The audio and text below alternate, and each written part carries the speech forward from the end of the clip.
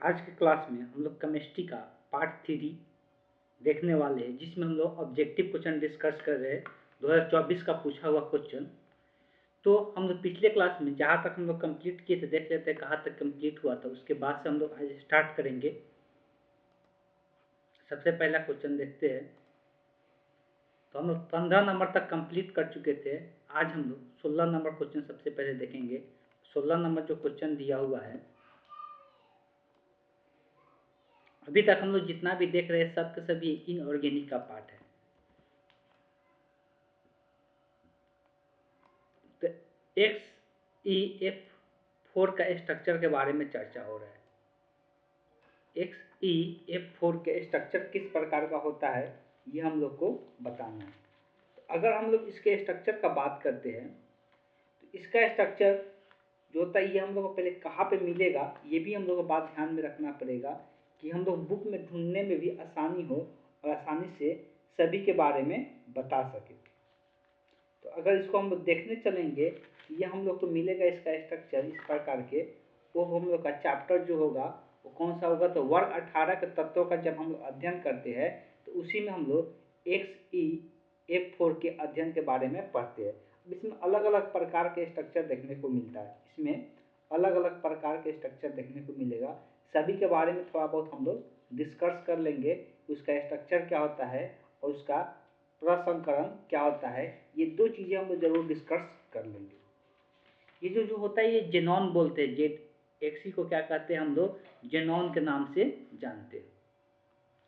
तो ये एक्सी जो है, ये 18वां वर्ग के तत्व है। ये किसका, ये 18वां वर्ग के तत्व होता है एक्सी, जिसको हम लोग क्या कहते हैं, जेनॉन के नाम से जानते हैं। इस बात को ध्यान में रखना। जेनॉन का अगर परमाणु संख्या देखा जाए तो कितना होता है, 54 होता है।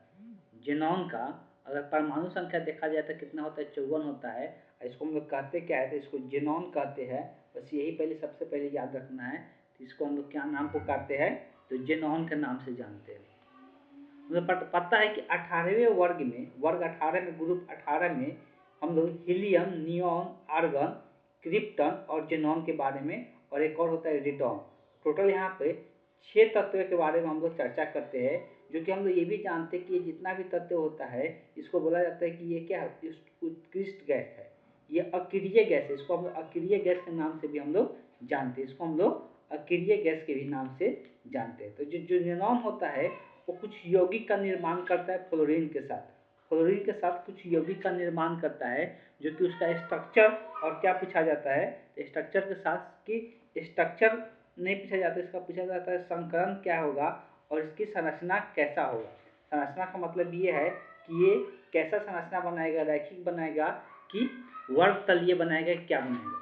इसमें हम लोग 3 टेबल नाम यहाँ पर लिखेंगे। यहाँ पर पहला होगा यहाँ पे नेम, दूसरा में हम लोग इसका लिखेंगे क्या, संरचना,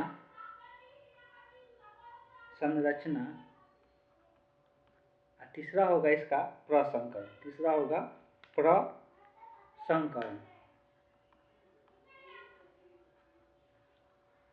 तीनों के बारे में हम यहाँ पर चर्चा कर लेते हैं।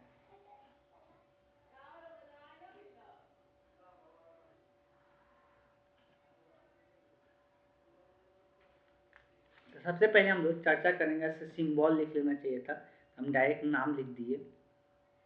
तो अगर बात करते हैं तो सबसे पहले हम लोग चर्चा करते हैं जेनॉन डाइफ्लोराइड। क्या होता है, जेनॉन डाइफ्लोराइड।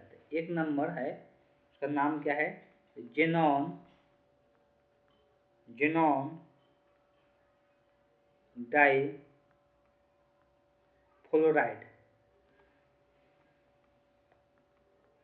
जेनॉन डाइफ्लोराइड, इसका स्ट्रक्चर जो सिंबल रिप्रेजेंटेशन होता है, वो क्या होता है, XeF2 को क्या कहते हैं, जेनॉन डाइफ्लोराइड के नाम से जानते हैं। संरचना इसका कैसा होता है, तो इसका संरचना याद रखना है, एक रैखिक होता है। ये कैसा होता है, एक रैखिक होता है। इसका जो संरचना होता है वो एक रैखिक होता है। अब प्रसंकरण का बात करेंगे तो इसका प्रसंकरण sp3d होता है, sp3d होता है। चलिए दूसरा का बात करते हैं। तो दूसरा इसमें जो आएगा वो है जेनॉन टेट्राफ्लोराइड। क्या होगा, जेनॉन टेट्रा, यहाँ पर डाई था तो 2 आया था, टेट्रा का मतलब कितना होता है 4 होता है, तो यहाँ पर क्या हो जाएगा टेट्रा, टेट्राफ्लोराइड, जेनॉन टेट्राफ्लोराइड, ये क्या बन जाएगा XeF4 होगा, जो जेनॉन टेट्राफ्लोराइड होता है। और इसका बात करेंगे संरचना का, तो इसका जो संरचना होता है उस संरचना को हम लोग क्या कहते हैं वर्ग तलीय कहते हैं। इसका आकृति जो होता है वो कैसा होता है वर्ग तलीय होता है, तो इसको हम लोग लिखेंगे वर्ग तलीय। इसका आकृति जो होता है वो वर्ग तलीय होता है। और इसका प्रसंकरण का बात करते हैं, अगर इसका प्रसंकरण का बात करते हैं तो ये होता है sp3d2, sp3d2 होता है, sp3d2 होता है। एक और स्ट्रक्चर के बारे में जानेंगे जेनॉन से रिलेटेड, जेनॉन और फ्लोराइड के बीच में एक और स्ट्रक्चर होता है, यहाँ पर लिख देते हैं 3 नंबर देके, आप लोग ऐसे ही टेबल में लिखना है जेनॉन, जेनॉन हेक्साफ्लोराइड, क्या होगा जेनॉन हेक्सा, हेक्सा का मतलब कितना हो जाएगा 6 हो जाएगा, हेक्साफ्लोराइड, जेनॉन हेक्साफ्लोराइड। इसका स्ट्रक्चर कैसा होगा XeF6 हो जाएगा इसका स्ट्रक्चर। और अब बात करेंगे कि इसका जो आकृति होता है, तो इसका आकृति कैसा होता है, तो इसका आकृति अष्टफलक होता है, कैसा होता है अष्टफलक होता है, या अष्टफलकीय हम लोग कहते हैं। इसका जो आकृति होता है संरचना जो होता है अष्टफलकीय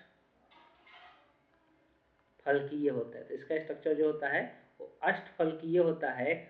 और इसका अगर हम लोग बात करेंगे प्रसंकरण का, तो इसका प्रसंकरण जो होता है वो कितना हो जाता है sp3d3 हो जाता है, sp3d3 हो जाता है। इसका जो प्रसंकरण होता है वो sp3d3 होता है, तो इसी टेबल में इसको लिख लेना है। अब यहाँ पर तीनों का स्ट्रक्चर ध्यान रखना है। अब यहाँ पर पूछा गया था एक क्वेश्चन, लेकिन हम इसको 3 क्वेश्चन में कन्वर्ट कर दी। इसमें से और कोई दूसरा कोई भी पूछे, डाइफ्लोराइड के बारे में पूछ ले या हेक्सा फ्लोराइड के बारे में, जेनॉन हेक्सा फ्लोराइड के बारे में कैसा संरचना होता है, अगर प्रसंकरण पूछे तो प्रसंकरण भी हम लोग बता सकते हैं। अब इसमें यहाँ पर ZXeF4 के बारे में पूछा गया है, तो इसका जो स्ट्रक्चर होता है कैसे आता है वर्ग तलीय होता है। तो इस क्वेश्चन का जो करेक्ट ऑप्शन होगा कौन सा ऑप्शन हो जाएगा, option A is the correct option हो जाएगा। भले इस क्वेश्चन में थोड़ा टाइम लग गया, लेकिन इससे रिलेटेड हम इन्फॉर्मेशन पता कर लिए कि इससे रिलेटेड कौन कौन सा इन्फॉर्मेशन है। चलिए चलते हैं नेक्स्ट क्वेश्चन पे।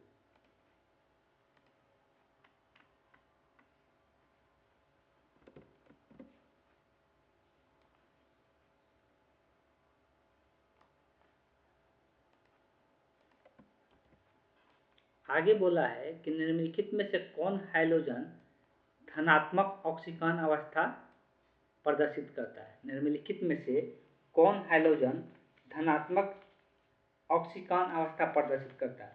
अगर हाइड्रोजन का बात करते हैं तो हाइड्रोजन कौन सा ग्रुप में आता है, हाइड्रोजन का अगर बात करते हैं तो ये कौन सा वर्ग में आता है, वर्ग, इंग्लिश में इसको हम लोग क्या कहते हैं ग्रुप। तो ये कौन सा ग्रुप में आता है 17वां ग्रुप में आता है हाइड्रोजन वाला। तो हाइड्रोजन में हम लोग कौन कौन सा तत्व को लेते हैं, अगर हाइड्रोजन का बात करते हैं तो हाइड्रोजन में बेसिकली हम लोग 4 ही लेते हैं, होता तो और भी ज़्यादा है लेकिन हम लोग कितना लेते हैं 4 को लेते हैं हाइड्रोजन में। तो इसमें कौन कौन सा तत्व आता है, वर्ग 17 के ये तत्व को हम लोग क्या कहते हैं हाइड्रोजन के नाम से जानते हैं। किस नाम से जानते हैं, हाइड्रोजन के नाम से जानते हैं। तो इसको हम लोग वर्ग 17 के तत्व को हाइड्रोजन के नाम से जानते हैं। हाइड्रोजन में कौन कौन सा तत्व आ जाता है, हाइड्रोजन को ज़्यादातर बेसिकली एक से दर्शाया जाता है, किससे दर्शाया जाता है एक से दर्शाया जाता है। और इसमें जो तत्व आता है कौन कौन सा आता है, तो फ्लोराइड, फ्लोरीन जिसको हम लोग F बोलते हैं। उसके बाद जो तत्व आता है क्या आता है क्लोरीन जिसको हम लोग Cl कहते हैं। उसके बाद आता है ब्रोमीन जिसको हम लोग Br कहते हैं। उसके बाद आता है आयोडीन, आयोडीन जिसको हम लोग आई से दर्शाते हैं।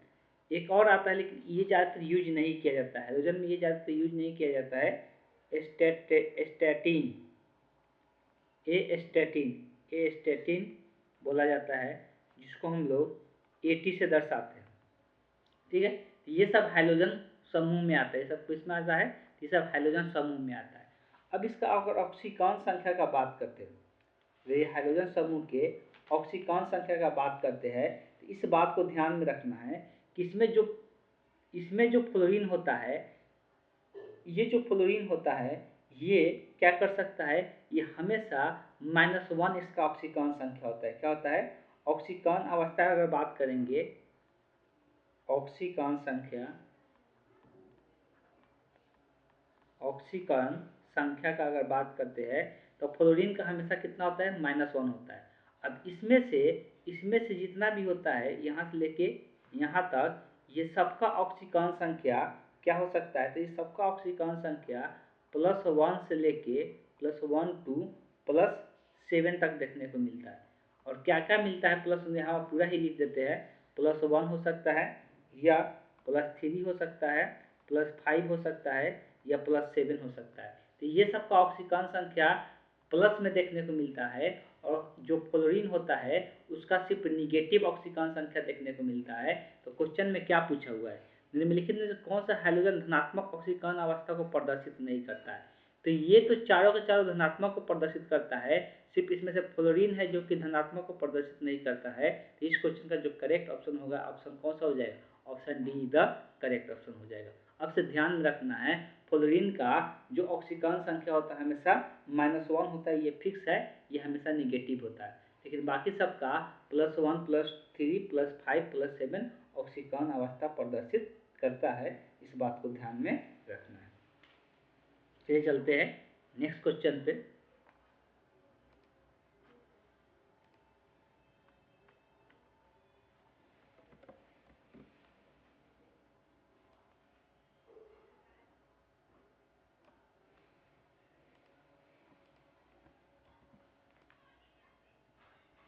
निम्नलिखित में से किसका बंध कोण सबसे छोटी होती है? बोला गया है कि इसमें किसका बंध कोण सबसे छोटी होती है। बंध कोण का मतलब क्या है, इसको थोड़ा सा समझते हैं। बंध कोण का मतलब है, जैसे कि अगर H2O का स्ट्रक्चर देखते हैं, जैसे हम H2O का स्ट्रक्चर देखते हैं, तो इसका स्ट्रक्चर कैसा होता है? O के ऊपर ऐसा हाइड्रोजन रहता है, और यहाँ पर 2 लोन पेयर देखने को मिलता है। इसके बीच का जो कोण होता है, इसी को क्या कहते हैं? बॉन्ड एंगल कहते हैं, या बंध कोण के नाम से जानते हैं। इसको हिंदी में हम लोग बंध कोण कहते हैं, और इंग्लिश में क्या कहते हैं? इसको हम लोग बॉन्ड एंगल के नाम से जानते हैं। यही पूछ रहा है कि इसमें किसका बॉन्ड एंगल सबसे छोटा होता है, इसमें किसका बॉन्ड एंगल सबसे छोटा होता है, ये चीज़ पर इसमें चर्चा कर रहा है। ये अब देख सकते हो, ऑक्सीजन है, सल्फर है, तो ऑक्सीजन सल्फर ये सब तत्व का जब बात हम लोग करते हैं, तो ये सब किस वर्ग के तत्व होते हैं? तो यहाँ पर भी ध्यान में रखना है, वर्ग अगर बात करते हैं, जिसको इंग्लिश में हम लोग क्या कहते हैं? ग्रुप कहते हैं। तो 16वां ग्रुप का अगर बात करते हैं, 16वां ग्रुप का बात करते हैं, तो इसमें कौन कौन सा तत्व आता है? ऑक्सीजन आता है, ऑक्सीजन आता है जिसको O से दर्शाते हैं। उसके बाद गंधक, जिसको हम लोग सल्फर भी कहते हैं, जिसको हम लोग सल्फर के भी नाम से जानते हैं। तो सल्फर जो गंधक होता है, इसको हम लोग S से दर्शाते हैं। उसके बाद सेलेनियम होता है, सेलेनियम होता है जिसको हम लोग Se से दर्शाते हैं। उसके बाद टेल्यूनियम होता है, टेल्यूरियम होता है, टेल्यूरियम होता है जिसको हम लोग Te से दर्शाते हैं, जिसको हम लोग Te से दर्शाते हैं। और एक और लास्ट होता है, एक और लास्ट कौन सा होता है? तो हम लोग उसको बोलते हैं पोलोनियम। इसको हम लोग क्या कहते हैं? पोलोनियम कहते हैं, जिसको हम लोग PO से दर्शाते हैं। ठीक है, तो यही 5 तत्व होता है, कौन सा? वर्ग 16 के, ग्रुप 16 के ये 5 तत्व होता है। 5 में से ये 4 को दिया हुआ है। पहले ऑक्सीजन आता है, फिर गंधक आता है, फिर सेलेनियम आता है, फिर टेल्यूनियम आता है। तो ये चारों में किसका बंध कोण सबसे छोटा होता है, यही जैसे इस प्रकार से जुड़ा हुआ है। तो इसमें याद रखना है, सबसे ज़्यादा जब ये ऑक्सीजन सल्फर और सेलेनियम के साथ हाइड्रोजन समूह जुड़ता है, तो उसको एक नाम देते हैं हाइड्रो हाइड्राइडो हाइड्राइडो। इसको हम लोग क्या कहते हैं? हाइड्राइडो के नाम से जानते हैं, हाइड्राइडो, हाइड्राइडो। हाइड्राइडो के रूप में जानते हैं इसको हम लोग H2O, H2S H2Se H2Te। इसमें सबसे छोटा जो बंध कोण होता है इस प्रकार से ऑर्डर में रहता है। अगर बंध कोण का अगर ऑर्डर देखा जाए तो ये किसका ऑर्डर है, तो ये बंध कोण का ऑर्डर है। इसका मतलब ये है कि सबसे छोटा बंध कोण किसका होगा, H2Te का होगा, फिर H2Se का होगा, फिर H2S का होगा, फिर H2O का होगा। तो इस प्रकार से ये हाइड्राइडो का बंध एंगल के बारे में दिया हुआ है, ये ऑर्डर दिया हुआ है किसका सबसे कम होता है, तो सबसे कम H2Te का होता है। तो इस क्वेश्चन का जो ऑप्शन, जो करेक्ट ऑप्शन होगा वो कौन सा हो जाएगा, option D is the correct option देखने को मिलेगा। ऑर्डर कुछ का और भी याद रख सकते हैं, तो ये बंध कोण का ऑर्डर है। अगर और कुछ का याद रखना चाहते हैं, अम्लीय गुण का ऑर्डर याद रखना चाहते हैं, अगर इसमें अम्लीय गुण भी होता है, तो अम्लीय गुण का अगर ऑर्डर याद रखना चाहते हैं, तो अम्लीय गुण का ऑर्डर याद रखें तो इसका उल्टा होता है। अम्लीय गुण का ऑर्डर जो होता है इसका उल्टा होता है, इस बात को ध्यान में रखना है। तो अम्लीय गुण का जो ऑर्डर देखने को मिलता है इसका जस्ट उल्टा देखने को मिलता है, तो ये अम्लीय गुण का ऑर्डर हो गया। ये दो चीज़ें याद रखे जा जाते हैं। ये बंध कोण पूछा हुआ है, अम्लीय गुण का ऑर्डर ध्यान में रखे, अम्लीय गुण का इसका उल्टा होता है, बस इतना ही ध्यान में रखना है। चलिए चलते हैं नेक्स्ट क्वेश्चन देखते हैं।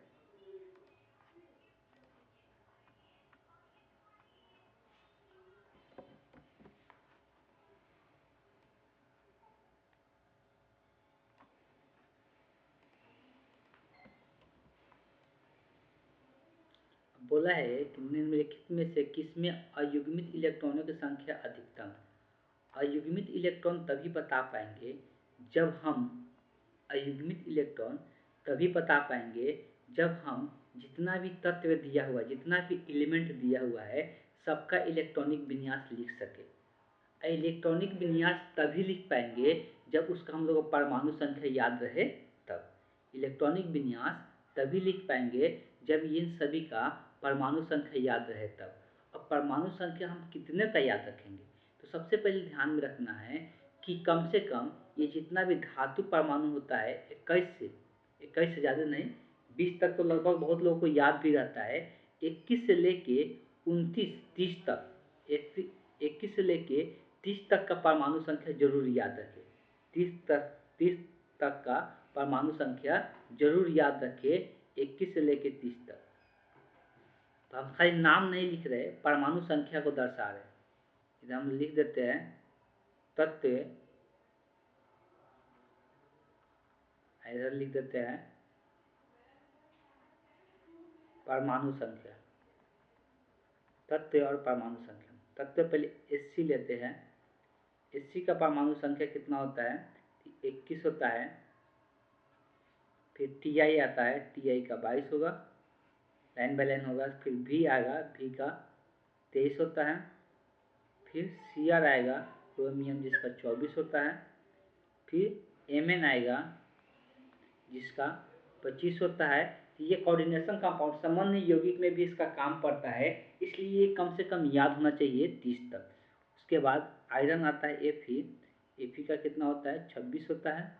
उसके बाद CO आएगा कोबाल्ट, जिसका 27 होता है। फिर उसके बाद Na आएगा जो निकल बोलते हैं, जिसका 28 होता है। फिर उसके बाद कॉपर आएगा जिसका 29 होता है। और इसके बाद जिंक आएगा जिसका 30 होता है। कम से कम इतना जरूर याद रखें, ये डी ब्लॉक के तत्व है। कौन सा, ये डी ब्लॉक के तत्व है। और डी ब्लॉक के तत्व में कम से कम इतना जरूर याद रखें। ये आप लोग से रिक्वेस्ट है कि ये नंबर रट जाए, इतना कम से कम जरूर सभी को याद रखें। अब हम लोग जो इलेक्ट्रॉनिक विन्यास लिखना है, वो इलेक्ट्रॉनिक विन्यास, इलेक्ट्रॉनिक कन्फिग्रेशन बहुत फास्ट लिखने आना चाहिए।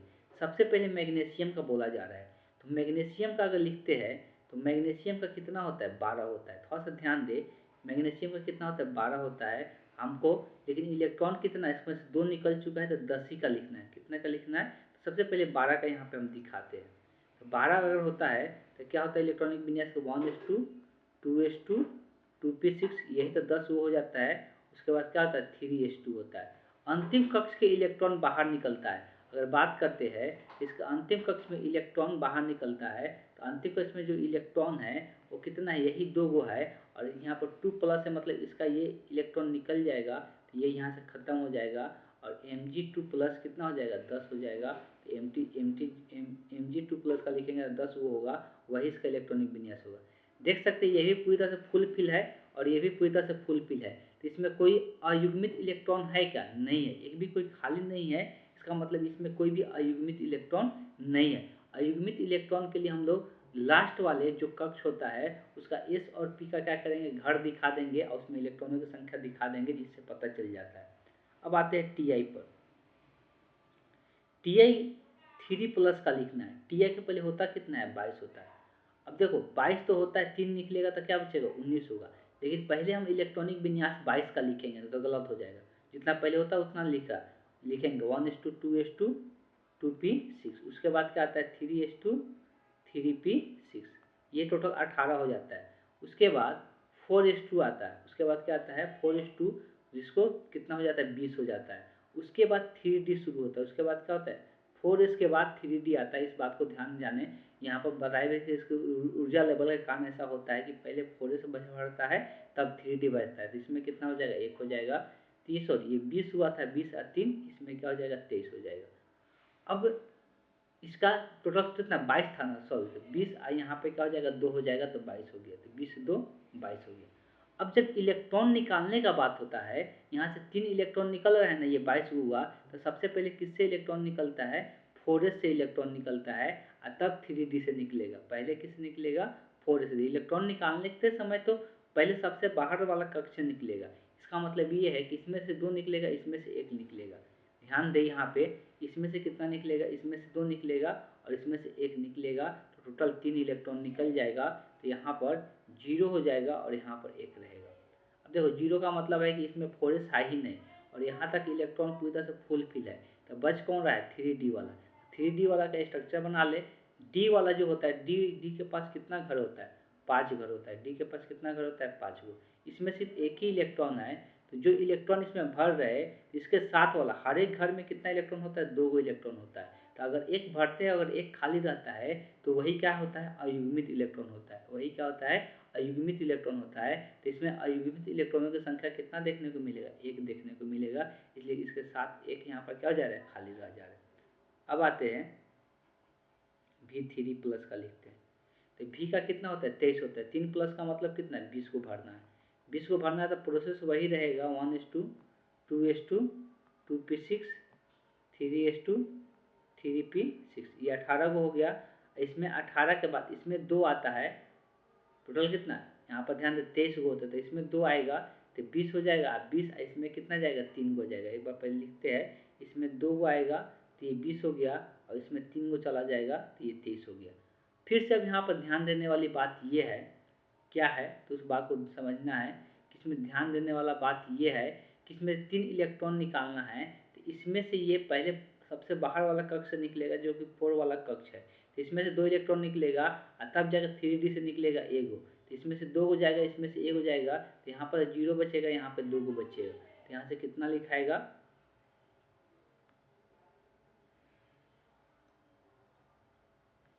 अगर यहाँ से हम रिमूव करते तो इसमें 0 हो जाएगा, और यहाँ पर कितना 3 गो था, तो इसमें 3 में से 1 गो यहाँ से निकल रहा है, तो यहाँ पर कितना बचेगा, 2 गो बचेगा।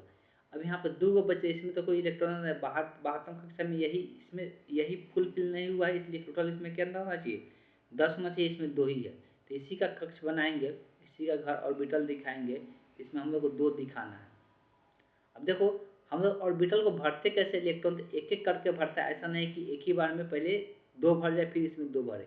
इसका कहने का मतलब इस घर में भी एक खाली रह गया, इस घर में भी खाली रह गया। जो एक भरने के बाद जो खाली रह जाता है उसमें, उसी को अयुग्मित इलेक्ट्रॉन कहते हैं। तो इस केस में अयुग्मित इलेक्ट्रॉनों की संख्या कितना है, 2 है। इस केस में अयुग्मित इलेक्ट्रॉनों की संख्या 2 है। अब बचा क्या, Fe3 प्लस। अब इस पे आते हैं,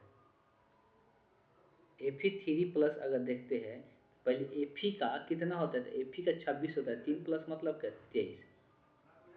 तो 1:2:2p6 3:3p6 4s, तो 4s 2 लिखाएगा, लेकिन सबसे पहले इसी से इलेक्ट्रॉन बाहर निकलेगा, इसमें क्या हो जाएगा, 0 हो जाएगा। अगर 4:2 टोटल 26 गो होता है, 3D6 लिखा था, डी वाला में कितना था 6 गो, तो इसमें से 2 गो निकलेगा, इसमें से 6 गो था तो एक निकल जाएगा, तो 3D कितना लिखाएगा 5 लिखाएगा, 3D 5 लिखाएगा। तो अगर इसका घर देखते हैं डी वाला का, बाकी सब तो फुल फिल ही है, तो डी वाला का घर देखेंगे